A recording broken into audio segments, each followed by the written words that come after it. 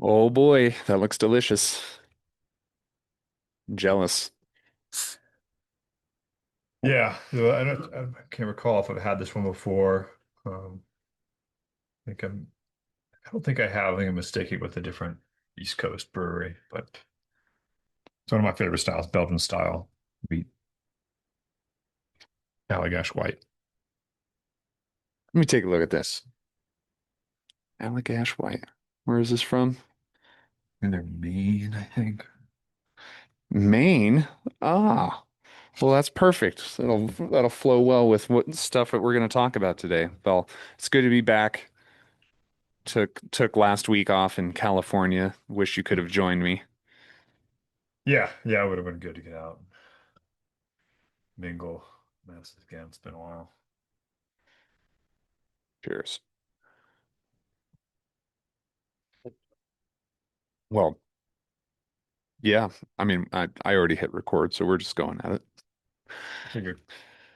Night, my drink for today is going to keep me up all night. I waited too late in the day to crack this thing open, but I'm having one of my signature yerba mates that I have kind of drifted away from for a little bit. But now that the weather's warming up a bit, it's less coffee season, and now back to cold, icy yerba mate for me. Yeah, I seem like you used to have a couple of days, seems like.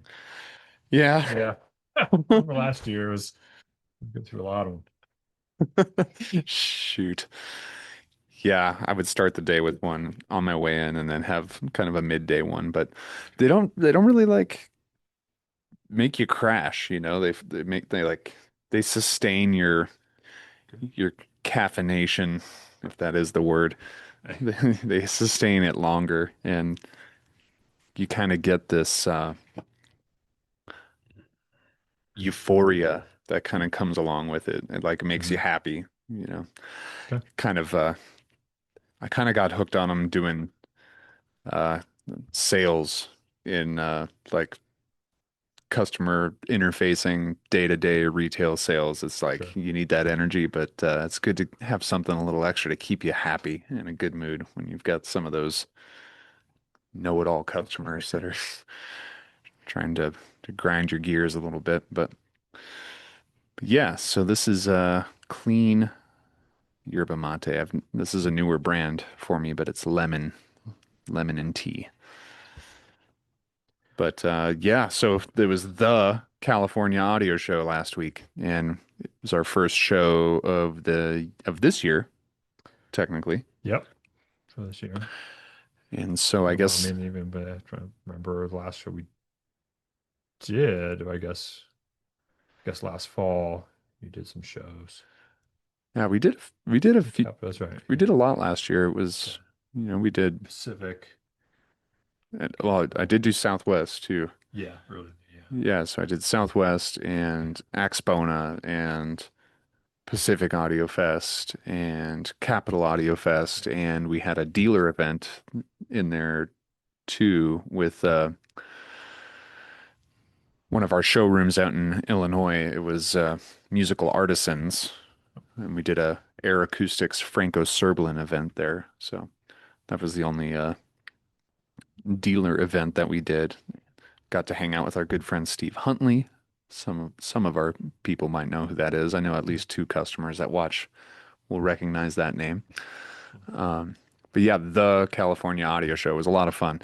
The setting was gorgeous. I mean, the weather was amazing. Like every day it was just cool and breezy. I mean, it was probably like a 15-minute walk to the coast from where we were. Southern California. Yeah. That's one of its draws. Yeah. Yeah. I mean, it was a pretty nice area too. Overall, I mean, a lot of nice cars, nice people. I mean, it was a really enjoyable set and setting. Um, Yes, this now. It's again like I'm not up to speed on all this. So this is um. So is this the first time for this particular show, this location, or is this um? uh, I should know these more of these details, but Right. this one of the things that stood out to me about this show was that it was the first audio show to really kick back into gear after COVID had shut everything down for a couple years. Okay. So I want to say it was maybe 2022 or 2023 one that Okay. that they jumped back into it. Maybe it was 22, but yeah, they were the first people to just say, "Hey, you know what? We can't cancel this anymore. We're just going to get back to it." And it's had year over year growth since then. So I think that that was a wise move because it was the same that year that they had said no, we're not going to cancel this anymore. Was the same year that Rocky Mountain Audio Fest said no more for us, throwing in the towel. Too much of a loss the last couple of years. So yeah, it might have been 22. Okay. But yeah, whether it was the same venue or not, I don't recall. Sure. Okay. Yeah. So I'm a, I'm always, nervous about these shows. I'm just about like, what is attendance like? Is it, is it actually worth going to these shows? And so curious to hear how, like, at least that side of it. Like, This show was pretty well foot trafficked. I mean, there was several scenarios where I was looking up to a fully packed room. I mean, there was a lot of instances where I was counting at least 12 to 15 people packed into the room. So we were originally slated to be in room 280. I made a post about that and was like, "Hey, everyone, come to 280." But right at the last minute, we got bumped up and upgraded at the very last minute. There was a cancellation on one of the slightly larger rooms, and they knew that I was like pestering them about trying to get into a room that size before the show kicked off. And yeah, as I was checking in, they kind of gave me the warning, like, "Hey, you might have an opportunity to get into one of those big rooms, but we're still trying to confirm with the people who are supposed to be there if they're coming down or not." And they had me go and drop all my stuff off in room 280. And as I was about to hit the elevator and come back down, they called me and said, "You got it. You can get in, you go load up into this other room, 316." So that ended up being kind of a blessing in disguise in a sense because I mean, even though the show program and kind of my little advertising efforts had pointed to 280, the demand for the room and the number of people that were just like packed in there exceeded my expectations. excellent. Yeah. Uh, Like, we had a few guys that kept coming back several times. There was like, I don't know, three or four repeat visitors that would go from our room to a couple other rooms and then come back, and then they were just like really adamant about comparing kind of the same music too. Like they were requesting the same song in these different rooms, but really trying to compare how it was stacking up against these other rooms. And they ended up not wanting to leave in a lot of scenarios. So the room was a lot of fun because a good portion of the other kind of standard rooms, they were over facing a parking lot. And so this room, I ended up having the view of the pool and some palm trees back behind the glass there, so out on the balcony. So it was a real pleasing to the eye kind of look. I mean, I got a lot of compliments on that because so many of the other rooms, they have these big banners like this thing right behind us that were just blocking the window. And yeah. there's some acoustic benefits to that, minimize some of that slappiness Yeah. in the room, but those rooms are far from perfect, and that's just kind of one of many things you would need to do to those rooms to really make it sound good. Right. Um, at least the room itself. And I just decided to leave it wide open, get a nice clear open view. It felt more open and inviting because of Yeah. that. Yeah. Yeah. Yeah. That's it. Especially, yeah, a show like this. This is not, and this kind of ties into what some of the theme rooms we used to go, where again, like, yes, we want to show off our sound, but it's not realistic to, to really be able to show off the sound that we're capable of in a properly set up room. And so it's more about the experience. It's more about the fun. It's more about having fun, meeting people, talking to people. You want to, yes, you don't want to have a bad sounding room, obviously. Right. That can have some some drawbacks, but yeah, it's more than just the sound. It's definitely a big part of these shows. Uh, Yeah, and it was for a lot of people kind of an unassuming system since we showed up with just a pair of bookshelf or monitor stand mount speakers. We were doing the Seawave Acoustic Aletheia IIIs, and one of my many spiels that I was given at the show is that we were pretty fortunate to be some of the first people to get a chance to hear and demonstrate those speakers with a new updated tweeter. And so it's kind of like in the I mean, I guess it's appropriate for the name, but it's like in the third iteration of that speaker now, because I guess when it first came out, they were doing an Esitar, a Dynaudio Esitar tweeter, and then they eventually started manufacturing their own beryllium tweeter, and now they're doing that beryllium tweeter design, but with this diamond sputtering or diamond coated kind of process to it. Um, and they, for a 6.5 inch woofer, they can get pretty commandingly down to 38 hertz, which is pretty good. I mean, for most genres of music, your bass isn't really going far below 40. I mean, once you right, start getting into like the rap and hip hop stuff, like a lot of that bass is like 20 to 40. But for a lot of rock and roll and jazz, I mean, like that it's like 40 to 60 is kind of where like a lot of at least for like the kick drum and the floor toms are living. Um, so it handled that stuff amazingly, and there was some records of Charlie's collection that I brought that yes. just sounded insanely good. So the size and the scale that those speakers were able to reproduce, especially like orchestral stuff, just had people's jaw hitting the floor. And we were spinning a lot of vinyl in that room, and so I got to give some love to our good new friends over at Upscale Audio. Um, we have a New form and old friends, yeah. new and old friends over there. Yeah, we have Good. we have a former airhead over there who came through in a big way and helped us out. Good old Alex Brinkman. Throw that name out there for a lot of our fans who've been following us for a long time. They might remember him.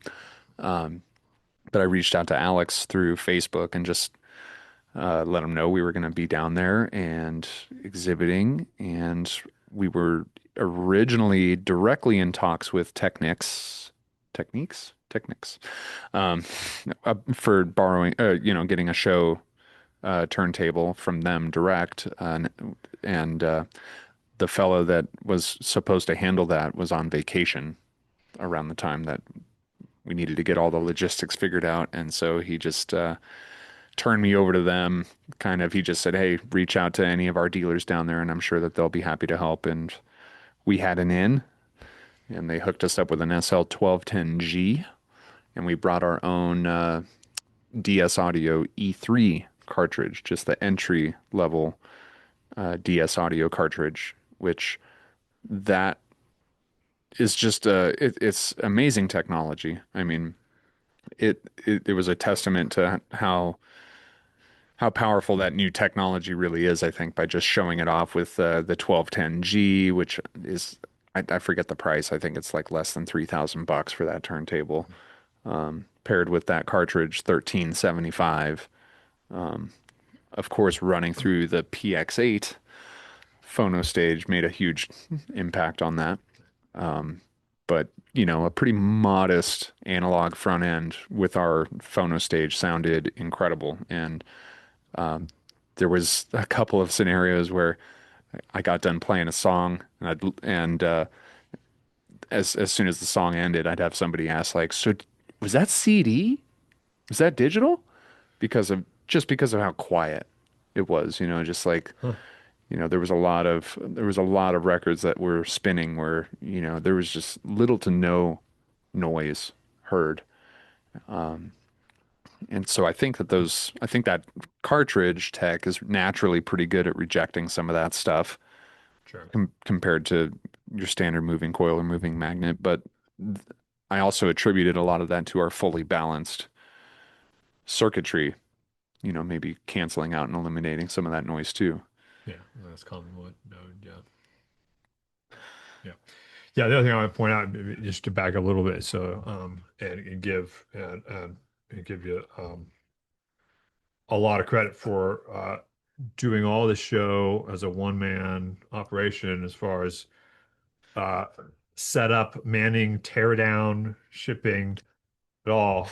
It's usually we often, like a lot of these shows, we often have a team of people sometimes, and it's a good bit of work as far as the logistics, uh beforehand, afterwards, loading stuff in and out the elevators into the room, unboxing, dealing with the boxes, setting up, dialing the room, manning the room, talking to everybody, tearing down. So um big props, thank you. That was I Appreciate that. that Um, was it's a lot of work. it is. It was. I mean, it's a lot of fun. I do thrive on that sort of stuff, having done retail for audio for like a decade before getting into the manufacturing side of things. I do like kind of like putting on my show hat and giving demonstrations, explaining the technology. I mean, when you have like a revolving door of a room full of people and like every time you like turn your head, look at the gear, look back, you might get a couple people that get up and walk out and new people come in and those new people that come in, they have some of the same exact questions as the people that just walked out and then you just like you're just going, just Yep. explaining over and over again. But when you have such cool stuff to talk about throughout the whole system from end to end, from the source to our gear to the speakers, I mean, it was a lot of fun. But yeah, thank you. It was a lot of work. Yeah, yeah, yeah. I also want to point out that because the speakers, they came here to the factory first. We didn't have them here very long, so I got to listen to them for about 5 minutes, but I was pretty blown away. They were just kind of slapped in there, and like, and again, like, without major tweaking that I know of. Like, I was really impressed. It Yeah. was that I wasn't blown away by the sound of that. I forget if you were playing digital, I think, in the Y- sound room at that time. Yeah. I didn't have the analog setup going. Um, yeah, I mean they just have a really impressive formula, the Seawave guys. I mean, Boson. Yeah, they were just Yeah. so effortless and just natural and just really extended, and just the sound stage and the imaging was just deep and wide. It was really just effortless. This is really the sense I got.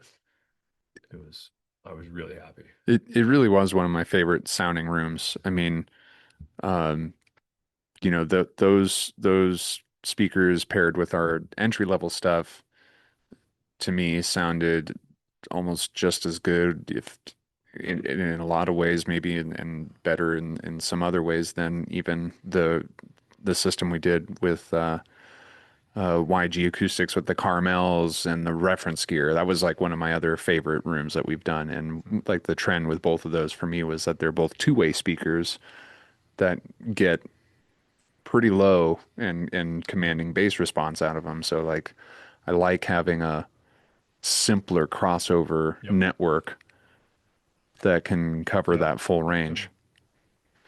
So it was a great formula. So yeah, all the 8 series gear was kind of the highlight for us. We have over the last several years now, we've been putting out kind of a new addition to that family of products. Um, the PX-8 this year, KX-8 last year, VX-8 the year prior, and the CX-8 the year before that. So, I mean, like year over year, we've been kind of putting out new additions to that. And it was I had a lot of people that were just so thrilled that we weren't just relegated only to streaming. People love knowing that we can spin a disc or play vinyl or stream if we have to. Um, but yeah, a lot of people were happy to know that we were playing physical media Mhm. there. Um, so, I think that, kind of looking back to other audio trends in the years past, like when the iPod came out and MP3s were a thing, or it's like you get enthralled with kind of like the novelty of convenience with some of that technology. But as time goes on and you learn more about it or understand it more, it's like you kind of circle back around to appreciating some of the more traditional technology or that physical media in this scenario. So I think we're kind of there. I mean, like I'm very appreciative that streaming services have gotten as good as they are now, and high quality audio is much more of the focus of the conversation with them. But I don't, I don't know. I still think we need to get somebody on here and debate with them about the whole CD versus streaming thing. But I don't think you can beat CD versus streaming in most cases. Yeah, yeah, it's a tough call. Yeah, and there's some hand waving arguments you can make either way, but it's yeah, it's hard to get very concrete about it. So yeah, yeah, for me, yeah, I mean, just to highlight some of my thoughts, and it's just yeah, the streaming side again, much like CD over vinyl or tape is again some of that convenience factor. You can find whatever you want to listen to within a few seconds. You can find just about anything. And then for me, the other part that I like about it, depending on the service, is discovering new music. That's that's by my biggest reason of loving streaming music is just Right. is yeah that free will to to experience and find new music, which to me is the whole point.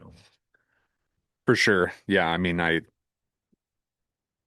do buy a lot of music still. I buy a lot of records and CDs, but the majority of those purchases are done at the concerts that I'm going to. Like if there's a band that I go to see and they have physical media there, like I usually clear them out if I can and buy like one of everything. And I think that's the most enjoyable way of buying it for me. Like I still hit the record stores, and there's one up in Fort Collins called Vinyl Me Please that is one of the best that I've been into in a long time as far as their selection is concerned. But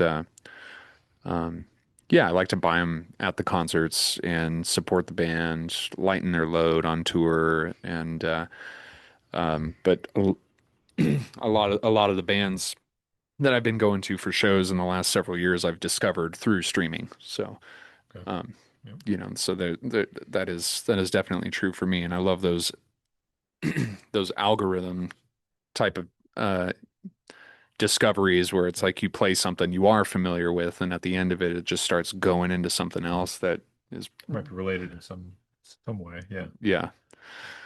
So I definitely see a high fun factor and music discovery factor with the streaming stuff, but in the end, I'd rather pop in the CD or spin the vinyl if I can. So another thing that we got a lot of compliments on, and I think that this was kind of a first for us as far as maybe domestic shows are concerned. Maybe some of our distribution partners in the past have already beaten us to this, but I think that this was our first show of using all transparent cable in the system, at least domestically, unless you can correct me on that. Um, I can recall quite likely. Yeah.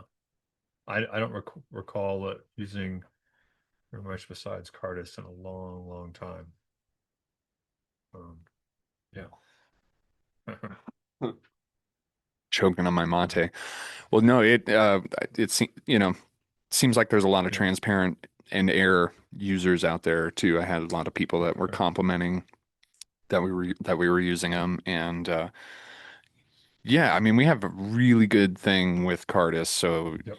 it's like I don't think anything can ever like kind of interfere with that bond and that involvement that our companies have Right. together there, and like they're just inherently internal to like everything we do pretty much as Yeah. well. So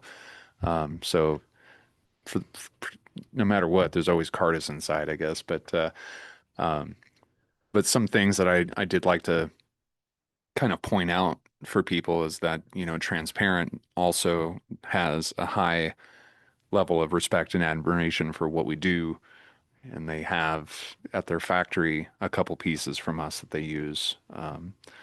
Like for example, they just put out a brand new headphone cable, and one of the products that they used primarily for developing that was our codecs.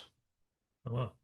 I did not know that. Yeah, so this is like it's like a pretty new product for them. And when I was on the phone with Bob, their sales manager and uh, tech guru, I mean, he's quite a fellow to listen to, kind of expand ex, talk about the cables. I mean, he's brilliant. I mean, we got to get him on here sometime. But yeah, he made mention that the codecs was like one of their primary pieces that they developed this new headphone cable with, and they have a AX520 at the factory. So they use air. Yep. So we've had some of their cables here at the factory in the past, and I reached out to them right before the show and just said, "Hey, I'm thinking of using the cables that we have here, but I need some power cables and a network cable and a phono cable. Is that something you guys can help with?" And just like that, no hesitation. Yeah, how do you need, or how many do you need? What do you need? Um, we'll send it over right away. And like within a couple days, they had it out there. So big props to Transparent Cable for coming through and helping us out on that. So it was all Ultra series cables for all the interconnects, and then we did their reference power cords because they're real big on making sure that, and I think Cardis is like this too, but they're really big on making sure that the whole family of cables is kind of within the same level or platform of performance. They didn't want to send us like their most expensive power cords to mismatch with the interconnects. Um, but yeah, they sounded great. Really well tonally balanced in the system.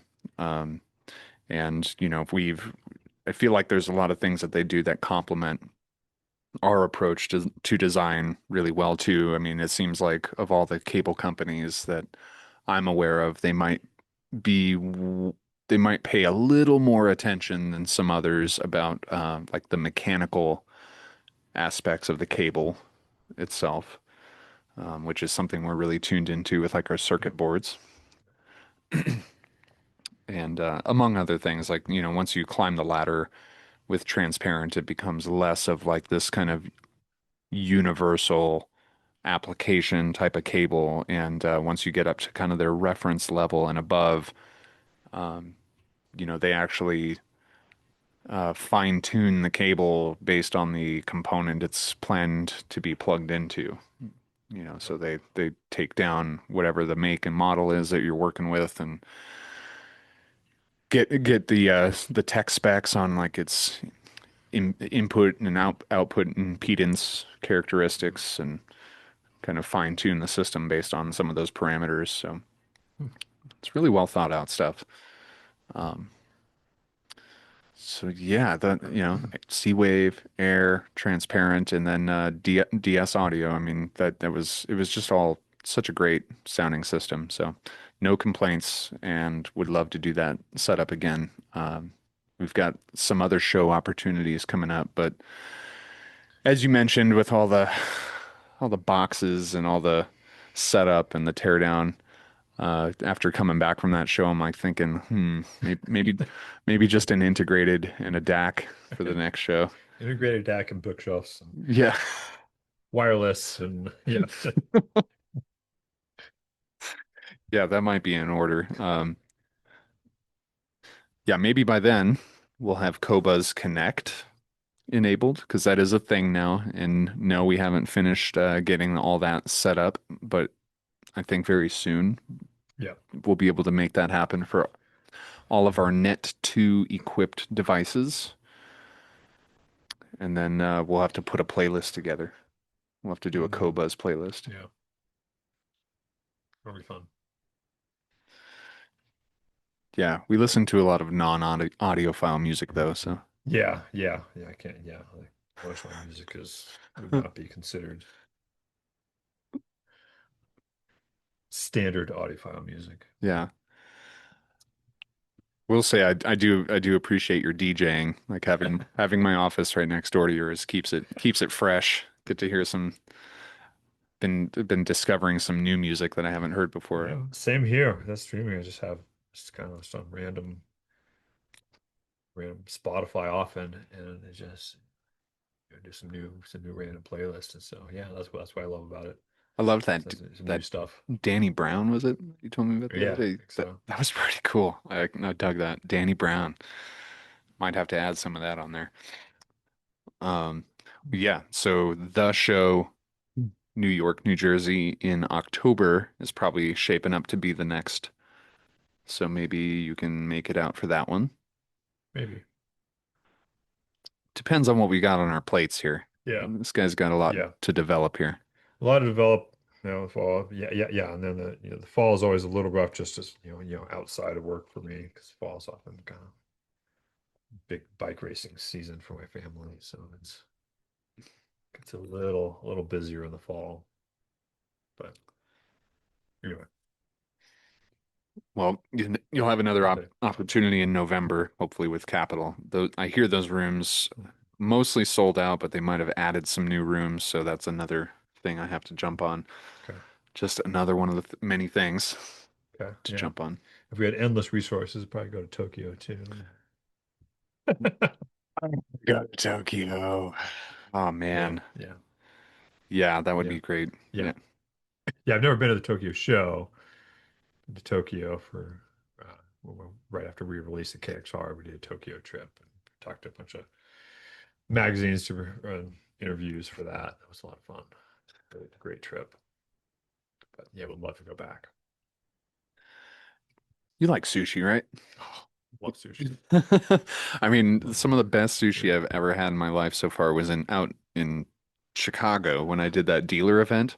Like, Okay. it was amazing. And ever since then, I've been like, just like questioning, like, how much better is it just out in Japan? Like having it out there, I'm sure it's just like Yeah. 100 Yeah. times So, I better. mean, we only had sushi one night. Like I think it was like was not. Yeah, we only had it one night there. I mean, every night was different. It was, I mean, yeah, Tokyo, the food scene is fantastic.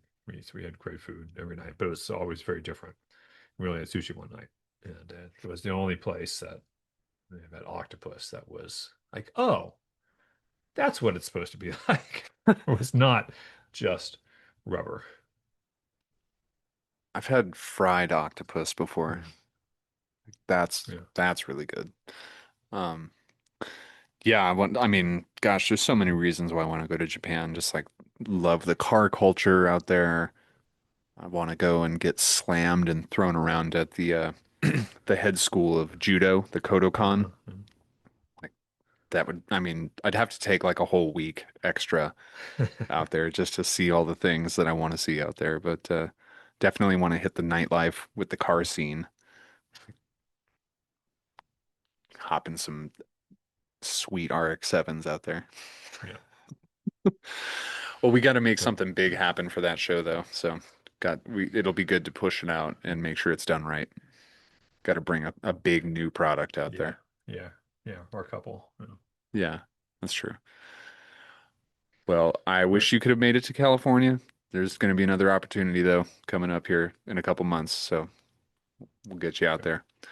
And go to the shows. They are awesome. The people that run them are awesome. They do the Lone Star Audio Fest now. They bought the rights to that one, so that's down in Austin. And uh, when was that? March? No, April or May. No, it was May. Yeah, it just happened. Yeah, so they have the Lone Star Audio Fest. They have the show or the California Audio Show, however you're supposed to say that. That one was amazing in June, and now they have the New York one slash New Jersey in October. So check those out. Go to them. Come see us. Come hang out. Man, All right. you drank all your beer. I'm halfway through my tea, and I'm gonna be up all night long. I will not Cheers. crash. I get home. Yeah, I get to edit and upload. All right, guys. All right. Like, comment, subscribe, all that good stuff, and let us know what other content you would like us to be putting out on this here YouTube channel because we want to kind of diversify our portfolio on YouTube. Yeah. Yeah, for sure. Yeah, Ross, we're running out of talked about a lot of our technical topics already, so yeah, we're always kind of running out of things Yeah, to talk about. we're But supposed to talk about the KXR soon here. okay. That that is Oh, that's a big one. I know. I'm expecting that to go for a long time, and I have all this table surface area to bring props and some awesome stuff for that. So maybe that can be one of the next ones. And then we have um, our PX-8 A to D board should be Yeah.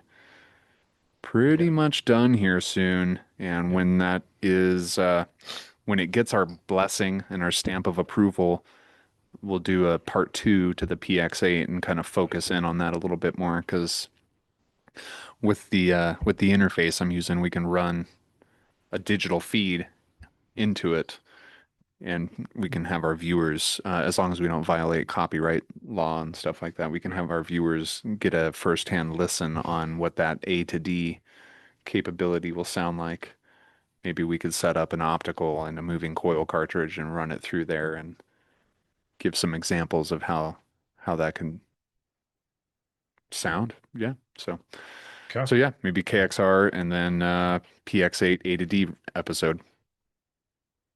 All right. Okay. Cool. We'll see you guys next time. Cheers. Cheers.